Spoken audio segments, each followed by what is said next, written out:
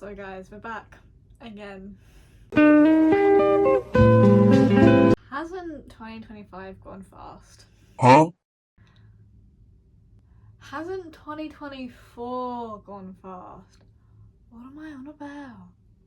Today we have this year's lessons that I've come out of this societal year, because it's not a natural year. I vibe with the whole like spring equinox blah blah blah, like may it be the spring equinox. I vibe with like when nature comes alive again back in spring. That's new year, because why are we having new year midway through winter? Doesn't add up, does it? So here are this year's lessons. Number 1, allow yourself to flow with the seasons, internally and externally. So I've been doing a lot of this internally with my cycle, because each part of your cycle correlates to like a season, and that amazing, so good. But also externally, so it's winter right now obviously, and I see a lot of people, they're rushing, they're like, I gotta get this done. Valid, it's Christmas time, it's a busy time of year, well, we know that, but just remember, if you feel called in, if you feel the need to slow down, but you feel like, oh no, I shouldn't be slowing down, it's fucking winter. Winter is for rest, hibernation, to go internally. You're feeling called to slow down and rest because it's winter. This is your prime time to do it, so let yourself do it. You are nature. We've just been so ripped away from it, from like programming society, that we've disconnected from it and forgotten that we are nature. I was there, but just remember that, guys, like that tree over there, you're nature, you're literally connected. Like, allow yourself to flow and connect with the seasons as they are, and for what that season is going to bring you. They're called seasons. That season is going to bring you lessons, going to give you certain opportunities, certain things. Allow yourself to flow with them, honour them, physically and within yourself as well. Whether that be whatever's best for you. That may be cooking something, that may be a certain ritual. Just, I've really found that just like, it's transformative, just letting yourself flow with the seasons, and not like just giving yourself grace, being gentle with yourself, because the seasons are there for a reason. They're like a, not container, they're a structure for you. If you can work with it, it will work with you, but if you're working against it, then you're gonna feel resistance. That has been one of my biggest lessons. Go with the flow and honour the seasons within and without. Beautiful. Number 2, my second lesson, this is a big one. Cultivating a trust and faith in God/universe, because that has brought me to better alignment, better peace, and just a greater sense of stability. Because if you're looking outside yourself for safety and stability, I promise you now, you will probably come up short. But if you look for it within yourself first, and you cultivate that within yourself first, then you'll find it externally, because you're feeling it inside. Your beliefs lets you create your reality. Your beliefs lets you create your reality, and how you feel towards it.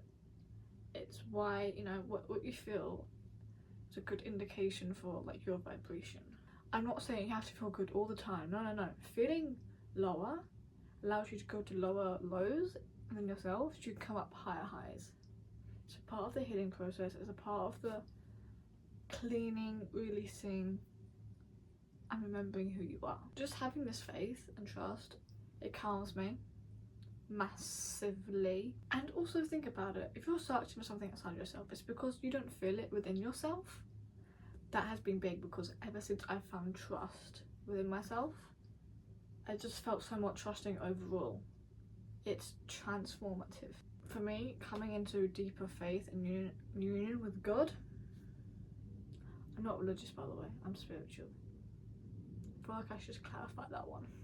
Your consistency towards your goals, and you consistently taking action steps towards those things, will make those really high, hard, I can't do it, impossible goals seem easy. Because before you know it, you're halfway, or before you know it, you're there. It will make it easier, less overwhelming, And also, you just feel more productive in yourself because you're like, hold on, I am taking action towards these goals. They're small, they can be small. If you're trying to say, I don't know, speak to people. Maybe you feel fearful for speaking to people. Start with those limiting beliefs, change how you feel inside, maybe visualise. And then start doing small things. Just say hello, ask them how they are. Build a conversation from there. Small things but consistent. If it's like, let's say meditation, if you stick with them, you'll have a lot better progress if you stick with it. Even if it's like 5 minutes a day, than if you do half an hour slots once a week. Staying and like create action steps. Write your goals down. Write your goals down. Let's do an exercise. Write your goals down. Think of 3. And then I want you to work backwards. What steps have you got to take? Maybe internally, maybe externally. Write them out. And then slowly take them off. Do them. There's something else. Oh, I could do that towards this goal. Add it in. Trust me. Just consistency. Small action steps. Your goals. Number 4. Be grateful. Have a gratitude practice. Because gratitude will be your steady hand. And it will really help to keep you in an open growth mindset, and it will help you keep your perspective open. Especially when it gets hard. And you will find that if you say you have 2-minute gratitude practice in the morning, that will massively help. I'm saying this because these are lessons I've learned this year myself. So what I'm telling you is what I've learned for myself. Because this wasn't easy. It wasn't easy. Because sometimes morning, I wake up, I write down 3 things I'm grateful for. Sometimes I think them. I do not feel them. Because in the morning I'm a bit like, oh, do I have to? You know what I mean? 10 minutes later, half an hour later, whenever's the best time when you can like really feel your feelings. I have a devotional practice later once I'm ready, so that is what helps me. Feel the gratitude. Actually sit with it and be like, yeah, I am grateful for these things. Because it will uplift your energy, you'll feel better, and it will just help you come back to centre, especially if you're getting all like, what about this? Like just anxious and maybe a bit fearful. It will really help. I'm the proof, guys. It doesn't have to be big. It could be one thing a day. But just feeling yourself. Maybe it could be, I'm grateful for my life. And I'm grateful I get to film this video. I'm grateful I have the time, space and resources to do so. I feel good. I feel expanded already. So gratitude will be your steady hand. Especially if you find yourself going back to like a more negative, lower mindset. It'll really help to be like, okay, let's come back to the basics. Maybe you have to go back to whatever you're stressing about. You have to journal, you have to meditate on it. Just do what you need to do.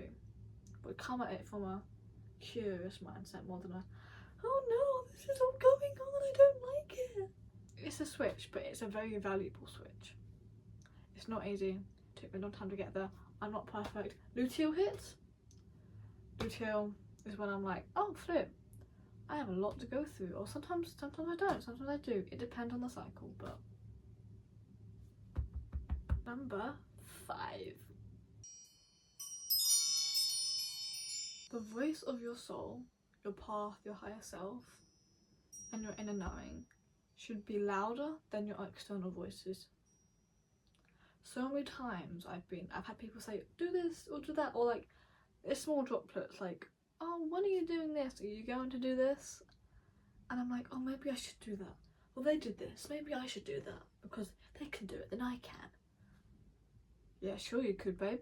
Sure you could. That's not the point.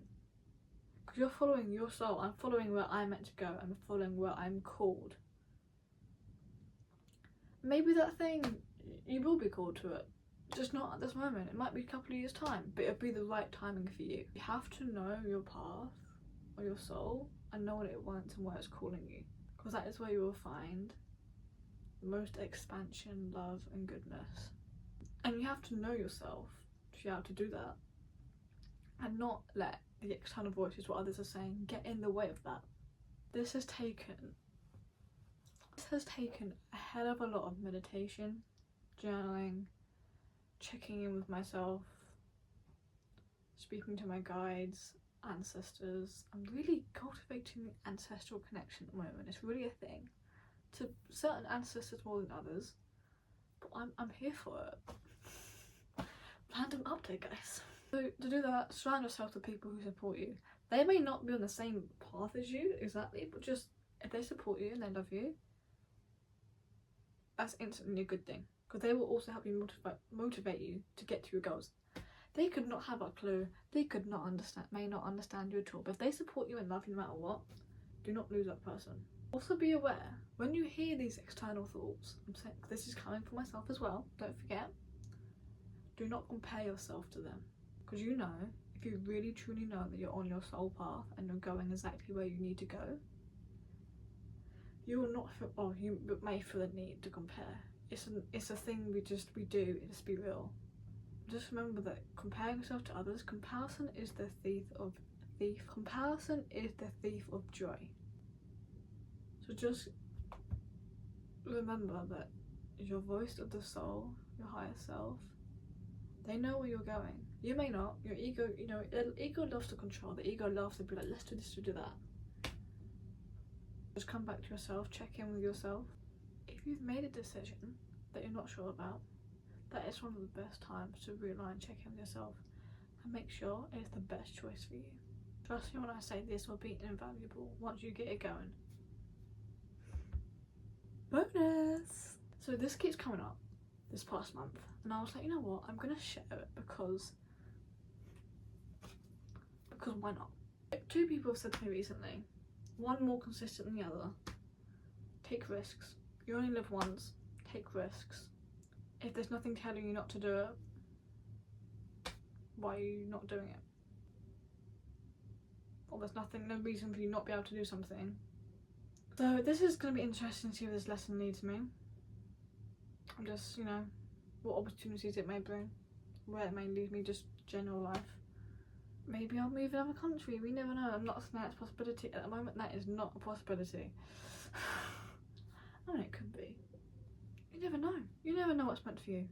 What's meant for you never misses you. So yeah, this one, I can't tell you what I've learned through it like I have the others. But take risks. If you need a sign for something, this is your risk. This is your sign. Hope you guys are well. Have a good Christmas. Have a good New Year. I'm feeling very good internally. And I will see you guys soon, because I love talking to you guys. And I hope you've learnt something from this, or you can take something away, or something's related to your situation, or it's brought you some comfort. Or maybe you just needed to hear someone speak of their lessons. I'll see you next time.